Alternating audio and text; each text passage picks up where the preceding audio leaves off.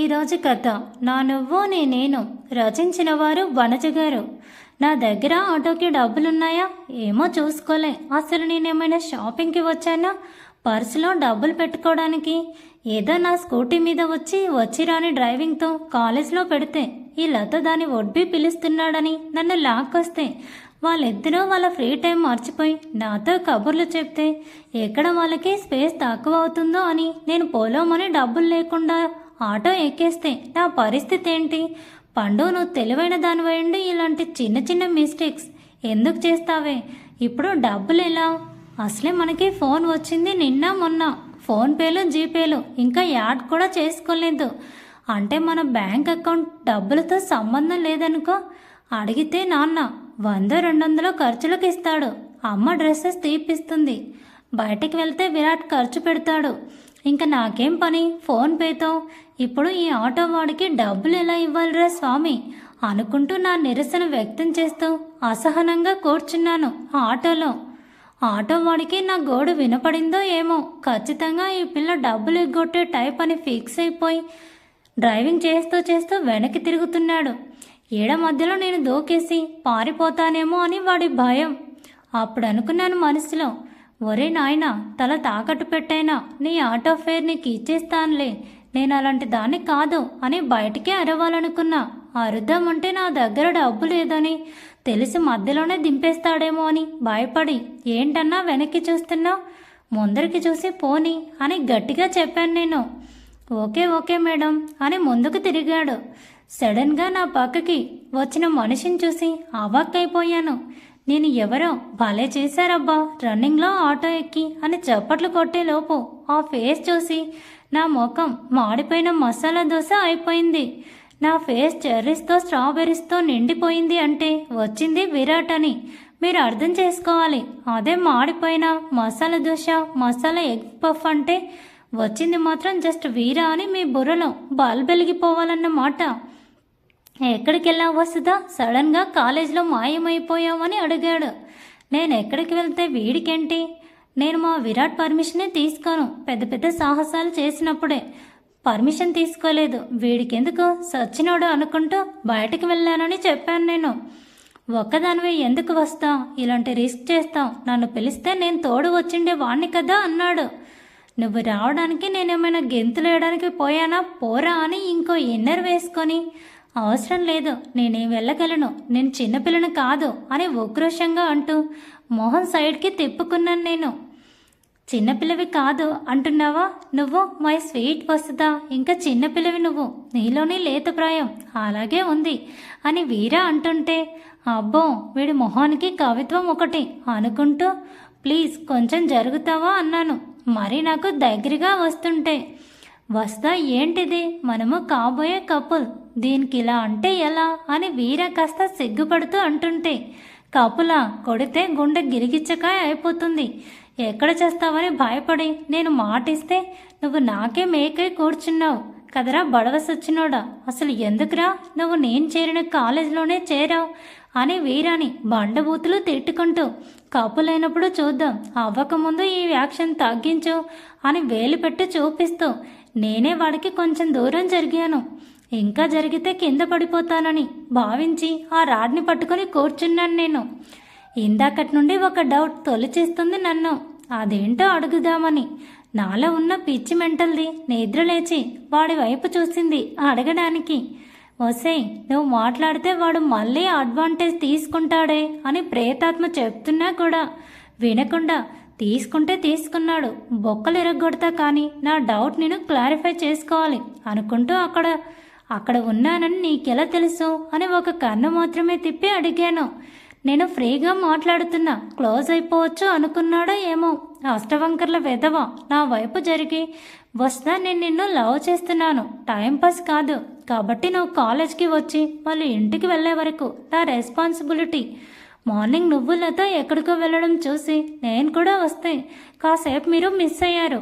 నీకోసమే వెతుకుతుంటే నువ్వే ఇందాక హోటల్ బయట నుండి వస్తూ కనిపించావు అంతే అని చెప్పాడు. ఓహో, ఈ అలవాట్లు కూడా ఉన్నాయా? ఇదేదో నీ మరదలు ఆ చందనాన్ని ఫాలో అయితే బాగుండేది కదా వీరా అనుకుంటూ కాలేజ్ ఎప్పుడు వస్తుందా అని వెయిట్ చేస్తూ కూర్చున్నాను. కాలేజ్ వచ్చింది. వీరా దిగేశాడు. నేను కూడా దిగాను. వాడేమో నేను డబ్బులు ఇస్తానా ఇవ్వనా అన్నట్టు డ్రైవర్ కూడా దిగి నా ముందు నిలబడ్డాడు. మన దగ్గర బ్యాగ్ లేదు.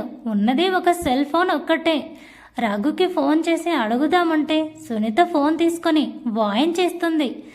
విరాట్ బిజీగా ఉంటాడేమో, అసలే పొద్దున పెళ్లి ముహూర్తం అని ఏదేదో చెప్పాడు. ఇప్పుడెలా పండు? థింక్ అనుకుంటూ ఉండగానే వీరా వైపుకి తిరిగి మళ్ళీ స్వీట్గా అడిగితే బెండ్ అయినట్టు ఉంటుంది అని, ఏంటి నన్ను చూస్తున్నావు? ఆటోకి డబ్బులిచ్చేసిరా అని కాస్త గదుముతున్నట్లు చెప్పేసి నేను ముందుకు వెళ్ళాను.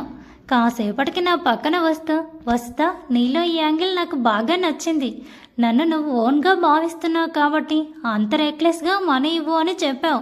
Thank you. నా మీద ప్రేమకి బయటకి చెప్పకపోయినా ఇలా నీ మాటలతో చేతలతో చెప్తున్నందుకు అని కాలర్ మొహానికి అడ్డు పెట్టుకుని సిగ్గుపడుకుంటూ వెళ్ళిపోయాడు ఆ వీరా.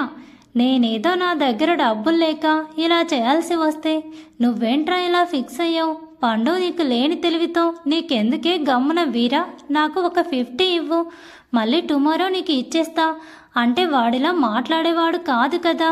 ఏదో పెద్ద బెండ్ అవ్వకూడదు, బన్ అవ్వకూడదు అన్నావు కదా, అనుభవించు అంటూ బయటకి వచ్చిన ప్రేతాత్మ గొంతు చించుకుంటే తల కొట్టుకోవడం నా పని అయింది. ఆ వీరా ఏమో సిగ్గుపడుతూ వెళ్ళిపోయాడు. నేనేమో పిచ్చిదానిలాగా గ్రౌండ్లో నిలబడి ఉన్నాను. అప్పటికే కాలేజ్ టైం అయిపోయినట్టుంది. గంట గనగనమని కాకుండా ఒక రకంగా మోగింది. ఉఫ్ అని ఒక నిట్టూర్పు వదిలి క్లాస్లోకి వెళ్ళి నా బ్యాగ్ తెచ్చుకున్నాను. ఇంకా ఉందిగా మన వాహనం, దాన్ని నడిపిస్తూ లత గురించి పట్టించుకోలేదు. సుదీప్ ఏమన్నాడో తెలియలేదు. ఇటువంటి టెన్షన్స్ అన్నీ కాలేజ్లోనే వదిలేస్తాను. వీరా గురించి అయితే ఏకంగా వాడిని ఒక బాక్స్లో పెట్టి ఆ బాక్స్ ఎత్తి కాలేజ్ గేట్కి లాక్ వేసేసి వచ్చాను. ఫ్రెష్ మైండ్తో ఇంటికి స్టార్ట్ అయిన నాకు ఏదో మంచి చెడు రెండూ కలిపి సెన్స్ కొడుతూ నా 11th సెన్స్ ఏదో చెప్తూ ఉంది. కానీ వినకుండా డ్రైవింగ్ మీద దృష్టి పెట్టి ఇంటికి బయలుదేరాను. స్కూటీ బయటే పార్క్ చేసి లోపలికి వెళ్ళేసరికి నాన్న ఒక ఫోన్తో, అమ్మ ఇంకో ఫోన్తో ఫుల్ బిజీ. ఫోన్లో ఎక్కువసేపు ఎవరు మాట్లాడతారో అని ఫుడ్ కాంపిటీషన్ లాగా కాల్స్ కాంపిటీషన్ పెట్టుకున్నారా ఏంటి వీళ్ళు అనుకుంటూ వాళ్ళనే వింతగా చూస్తూ నా రూమ్లోకి వెళ్ళిపోయాను. ఫోన్ కాల్స్లో ఎంతగా లీనమైపోయారంటే అసలు నేను వచ్చింది కూడా తెలియలే నంతగా. సినిమాలో అరుపులకి, ఆ బయట లంచ్కి, వీరా ఓవర్ యాక్షన్కి ఫుల్ హెడేక్ వస్తుంది. అర్జెంటుగా మంచి స్ట్రాంగ్గా టీ తాగాలి. కానీ మనకేమైనా వచ్చి చచ్చా పెట్టుకోవడానికి, తాగడానికి. అందుకే ఫస్ట్ ఫ్రెష్ అప్ అవ్వాలని నిర్ణయించుకొని నైట్ డ్రెస్ తీసుకొని లాల పోసుకొని బయటికి వచ్చేసరికి ఈసారి ఒక్క ఫోన్తో ఇద్దరు కుస్తీ పడుతూ కనిపించారు. రఘు, సునీత, ఏంటి మీ గోలా? నేను వచ్చింది కూడా పట్టించుకోరా? అంతగా ఫోన్లో ఎవరితో మాట్లాడుతున్నారు అని కాస్త గట్టిగా అడిగాను. వాళ్ళ ముందు టీపాయ్ మీద సెటిల్ అవుతూ. నేను అడిగితే మా రఘు పాపం సైలెంట్ అయిపోయాడు. సునీత మాత్రం నన్నే గుర్రుగా చూస్తూ రఘు వంక ఏదో నాకు చెప్పమన్నట్లు సైగ చేస్తుంది. ఏంటబ్బా వీళ్ళ సైగలకు అర్థం మనకు తెలియడం లేదు అనుకుంటూ, సునీత చాలా హెడేక్గా ఉంది, ఒక స్ట్రాంగ్ టీ ఇస్తావా స్వీట్గా వాళ్ళిద్దరి మధ్యలో ప్లేస్ చేసుకుంటూ దూరిపోయి కూర్చొని రఘు బీజం మీద వాలిపోయి అడిగాను. తిండి గుర్తొచ్చినప్పుడు మాత్రమే ఆ అమ్మ గుర్తొస్తుందిలే అని మూతి తిప్పుకుంటూ వెళ్ళింది మా సునీత. రఘు గారంగా పిలుస్తూ మా డాడీ మెడ కరుచుకొని మళ్ళీ నా మీద ఏమైనా గూడు పుట్టని ప్లాన్ చేస్తున్నారా మీ దంపతులిద్దరూ అనే డౌట్గా అడిగాను. నీకు అలా అనిపిస్తుందా పండు అని మా రఘు కూడా అంతే సర్కస్టిక్గా అడిగాడు. ఏమో ఈ మధ్య మిమ్మల్ని నాకు అస్సలు నమ్మబుద్ధి అవ్వడం లేదు. నా వెనక ఏదో పెద్ద గొయ్యి తీస్తున్నట్లు అనిపిస్తుంది అంటూ ఐన్స్టీన్ పోస్ట్ పెట్టి చెప్పాను నేను. అంత లేదు పండు అని మా నాన్న నవ్వుతూ నా తల నిమిరేసరికి, ఏం మాట్లాడుతున్నావే, గొయ్యలేదు కొయ్యలేదు, నీకు పెళ్లి చేస్తున్నాం అని టీ కప్పుతో వచ్చిన మా సునీత బ్యాడ్ మైన్ పీల్చేసింది. ఏకంగా నేను జస్ట్ వామ్ అనుకుంటే ఏ పెళ్ళా ఎవరికి అన్నాను. మరోసారి నేను వినింది నిజం కాకూడదు అనుకుంటూ, పెళ్ళి కాదమ్మా, జస్ట్ పెళ్ళి. ఎవరికంటావేంటి? నాకు మీ నాన్నకు మళ్ళీ చేసుకుంటున్నామే అంది నన్ను వెక్కిరిస్తున్నట్టుగా. అవునా, సరే సరే, ఈసారి ప్రతి సీన్ అస్సలు మిస్ అవ్వను, దగ్గరుండి నేనే రెడీ చేస్తా మిమ్మల్ని అని ఉత్సాహంగా చేయి పైకెత్తాను. సిగ్గులేదు, నువ్వు పెళ్లి చేసుకోవాల్సిన వయసులో మా పెళ్లికి రెడీ చేస్తానంటావు ఏంటి అని కసురుకొని నాకు కాస్త దూరంలో కూర్చుంది మా సునీత. అంటే పొద్దున విరాట్ చెప్పింది నన్ను ఏడిపించడానికి కాదా? నిజమేనా? నా చదువు బెంగళూరు బీచ్లో కలిసిపోయింది, అప్పుడే నేను పెళ్లి చేసుకుని వెళ్ళిపోవాలా? సంవత్సరం తిరగకముందే పిల్లల్ని కనాలా? వాళ్ళకి డ్రెస్సుల్ని డైపర్లు మార్చుకుంటూ కూర్చోవాలా? ప్రేతాత్మ అంతరాత్మ పోరు పెడుతుంటే నేనున్నా కదా, నేను మాట్లాడుతా, మీరు అరచి చంపకండి అని చెప్పి అమ్మా నాకు పెళ్ళా, అది కూడా 19 సంవత్సరాలకే అని జెమినీ, జీ తెలుగు, మా టీవీ, ఈటీవీ సీరియల్స్ మిక్స్ చేసి మా అమ్మని ఐస్ చేసే పనిలో పడ్డాను. ఇంకా ఏంటి, ఇంకా ఆ కాలంలో 18-16 ఏళ్లకే పెళ్లి చేసేవారు, ఇప్పుడే 19, రేపు నెలలో 20 పడతాయి. ఇంకా తాంబూలాలు, ఎంగేజ్మెంట్ ముహూర్తాలు అనేసరికి 21 పడతాయి. ఇంకేముంది, పర్ఫెక్ట్ ఏజే కదా అని చాలా ఈజీగా చెప్పేసింది మా సునీత. రఘు అయితే నాకు హ్యాండ్ ఇచ్చేసి సైలెంట్గా తన 2 చేతులు జేబులో పెట్టుకొని వాకింగ్కి చెక్కేశాడు. మా ప్లీజ్ మరోసారి కరుగుతుందేమో అని దీనంగా చెప్పాను. నన్ను దగ్గరికి లాక్కొని నా చుట్టూ చేతులు వేసి చెప్పడం మొదలుపెట్టింది మా సునీత. ఇప్పుడు నన్ను ఖచ్చితంగా కన్విన్స్ చేసేస్తుంది. బెటర్, ఈ సునీత నన్ను ఏదో ఒక ఎమోషనల్ బ్లాక్మెయిల్ చేస్తుంది, డ్రామా బేస్ నేను ఒప్పుకునేలాగా చేస్తుంది. ఏదో ఒకటి మాట్లాడి అనుకుంటూ ఏం చెప్పినా కరగకూడదని డిసైడ్ అయి సునీత వల్ల తల పెట్టుకొని ఆ అమ్మ చెప్పేది వినడానికి పూనుకున్నాను నేను.